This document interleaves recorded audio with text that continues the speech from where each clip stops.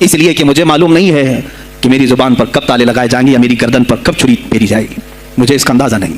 لیکن اے مسلمانوں، تم میری ذات سے الجھتے ہو تو الجھ جاؤ، مجھے اگر بلیم کرتے ہو، تانے مارتے ہو تو مار لو. چند دنوں کی بات ہے، جب تک میری سانسیں چل رہی ہیں تب تک مجھے گالیاں دو گے، لیکن جس دن میں بھی دنیا سے جاؤں گا اس دن تم ہماری باتیں یاد رکھو گے، اس دن یاد کرو گے. مجھے اپنے بچوں کو یہی بتانا ہے کہ اب وہ دور آیا ہے جہاں ممبروں سے بھی بولنے میں اب گھبراہٹ ہے. لوگ اپنے خوف کے مارے ایسے ہیں کہ اپنی روزی روٹی کے چکر میں میرے مصطفیٰ کی گالیاں سننا برداشت کر رہے ہیں. دیتا ہے دینے دو نا، ہمارا کیا بگڑتا ہے. اس پوزیشن میں تم آئے ہو آج، تمہارا ایمان جب اتنا بزدل ہے تو تمہارے دلوں میں کون سا ایمان باقی رہ جائے گا. اس لیے شعور پیدا کرو. اگر اولیاء کی نسبت تمہارے دل میں ذرا برابر بھی باقی ہے تو اٹھو میرے عزیزو. آپ قیامت کے دن جواب دے ہوں گے میرے نبی صلی اللہ تعالیٰ علیہ وسلم کی عظمت پر. آج جو حملے ہو رہے ہیں یہ ہماری زندگی کا سب سے بڑا ایشو ہے. آج مطالبے کرو، مانگو تو کس چیز کو مانگو؟ بس یہ ہے کہ میری نبی کی عزت سلامت رہے، مجھے دنیا میں اور کچھ نہیں چاہیے. اتنا مطالبہ تو کر سکتے ہو، اتنا مطالبہ کرو اور پھر دیکھو میرے مصطفیٰ کی طرف سے انعام کیا ملے گا، اللہ کی طرف سے انعام کیا ملے گا.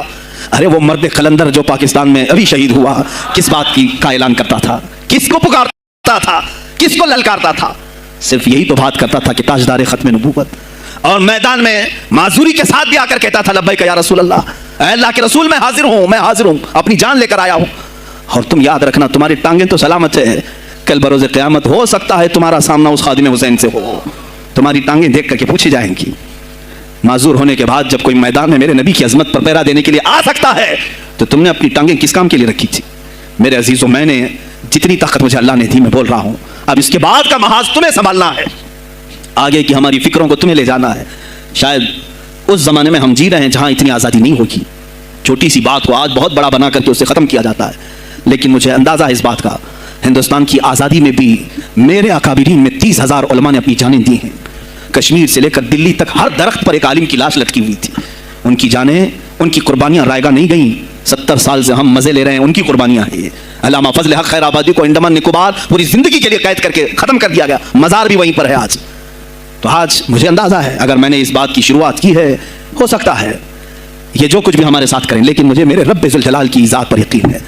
میں یہی کہوں گا، اے اللہ، اگر ہمارے مقدر میں شہادت ہے تو اس سے بہتر کوئی اور موت ہے نہیں. اے رب ذوالجلال، اس حالت میں دنیا سے اٹھا جب تو ہم سے راضی ہو. اگر تو نے ہمارے لیے ایک لمحے کے لیے بھی ناراضی ہے، مولا پھر ہمیں مہلت دے دے کہ تجھے راضی کر کے جائے. میرے مصطفیٰ صلی اللہ تعالیٰ علیہ وسلم کو قبر میں ہمیں دیکھنا ہے، اس لیے ہم قبر میں جا رہے ہیں. لیکن اس حال میں دنیا سے جائیں کہ ان کی عظمت پر کچھ بول تو سکیں، ان کی ناموس پہ کچھ کر تو سکیں. عزیزان گرامی، سلطان الاولیاء شہنشاہ بغداد رضی اللہ تعالیٰ عنہ کی ذات پر جو ان کی کرامات ہیں وہ ساری چیزیں پھر کبھی میں ذکر کروں گا. آج اسی پر میں اختتام کرتا ہوں.